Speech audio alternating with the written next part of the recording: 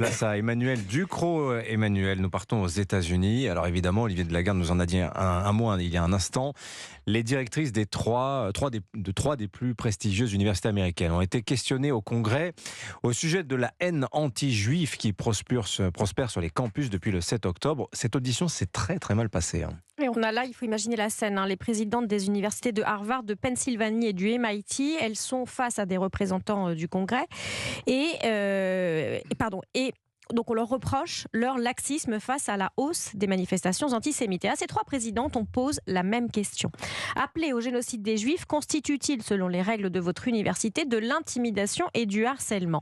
Et là, elles ont beaucoup de mal à répondre clairement. Elles ont du mal à dire clairement que oui, appeler au génocide des Juifs relève de la menace et du harcèlement, selon les standards pourtant très stricts de la lutte contre le harcèlement et les discriminations de leurs établissements. À vrai dire, elles n'y parviennent pas du tout. L'une d'elles explique « Nous sommes attachés à la liberté d'expression, même pour les opinions répréhensibles, scandaleuses et offensantes. Si les mots se transforment en actes, on agit. » Une autre estime que pour qu'un appel au génocide relève de la menace, il faut bien évaluer, tenez-vous bien, le contexte.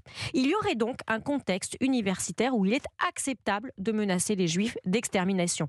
Alors la question leur est posée plusieurs fois. Elle donne lieu à des contorsions rhétoriques interminables où l'on sent la patte des avocats.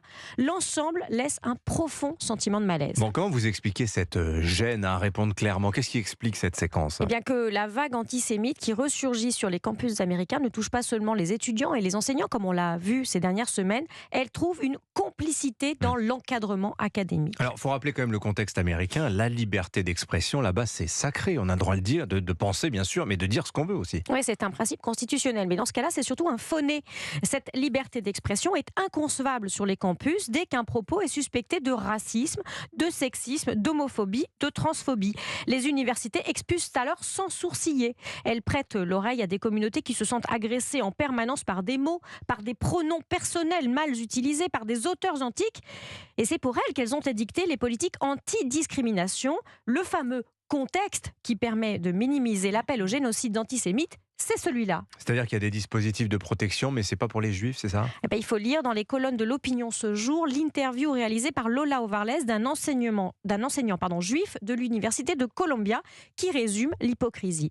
Les Américains voient les Juifs comme des Blancs, donc des privilégiés, pas comme une communauté qui a besoin d'être protégée. Ce que les universités américaines travaillées par les minorités revendicatives leur disent à ces Juifs, c'est que l'appel au génocide les concernant fait partie des désagréments du privilège blanc, pour reprendre le vocabulaire qui leur est cher, un privilège blanc qui doit les aider à supporter en silence. Pour résumer, pour expier le racisme systémique, l'existence d'un antisémitisme académique, institutionnel est devenue possible aux États-Unis. Signature Europe 1, Emmanuel Ducrot. Merci Emmanuel. 8h50.